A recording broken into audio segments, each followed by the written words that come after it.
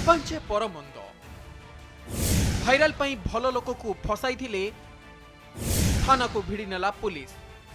आज समय एते आधुनिक हेलानी जे लोकंक जीवन ठारू बड़ लाइक कमेंट सब्सक्राइब एवं व्यू पाल्टी सोशल मीडिया रो ताली पाई लोक गाड़ी करबाठो आरंभ करी गला चिपी मारिबा भली काम करबाकू पछाउ नाहंती। जार ज्वलंत उदाहरण केरल एक बस भितरु बाहरी भारतर घरे घरे पहुंची गला। फेमस हवा चक्कर केमिति जने युव इन्फ्लुएंसर 41 वर्षीय वयस्क व्यक्ति जीवन नहीं गले ताहा आमे आपण मानकु आगुर कहितिलु।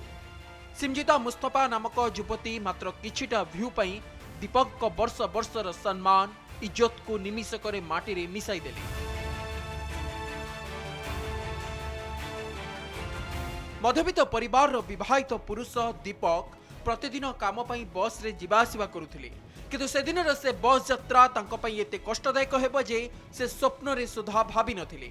चालुथुवा बस रे बालांस बिगिड़बारु एक मौका भाबी युवती बड़ चतुरतार सह असदाचरणर मिथ्या अभियोग लगाइबा एवं एहार वीडियो भाइराल करिबा दीपक को पई जी थाउ थाउ मृत्युदंड देबा भली परिस्थिति आनिदेला। जने उत्तम चरित्रर मनीष पई ता सम्मान ही सबुठारु बड़। आ एभली घटना दीपक को निश्वास को अटकाई देला भली काम करिथिला, जहाकू सहय न करि पारी मृत्यु को आदरी नेथिले दीपक। घर झुलंत अवस्था रे मिलिथिला तांको मृतदेह। कांद बोबाली रे फाटी पड़िथिला घर। परिवार न्याय पाई पुलिस रा सहायता नेले, किंतु सेतबेलकू युवती फेरार होई सारिथिले। तेबे वर्तमान केरल मानवाधिकार आयोग एही मामलार जांच करी उक्त युवती को गिरफ्त करिबारे सफल होईछि। लागुछि दीपक एवं तांको परिवार को न्याय मिलिबो। तेबे केरलर अवस्था एमिति होईछि जे पुरुष लोक कागज पेटी पिंधि बस रे चढ़ुछंती, काले केउ युवती देहरे अजाणतरे हाथ बाजी जीव एवं आउ जणे दीपक को चरित्र संहार होई जीव।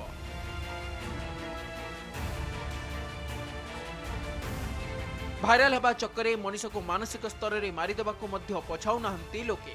जो युव पीढ़ी ठारू मानविकतार आशा करा जाए सेही आज सेंसेशन पालटिबा लोभरे साधारण सेन्स हराई बसुछि।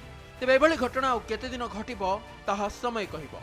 Bureau report, connect star.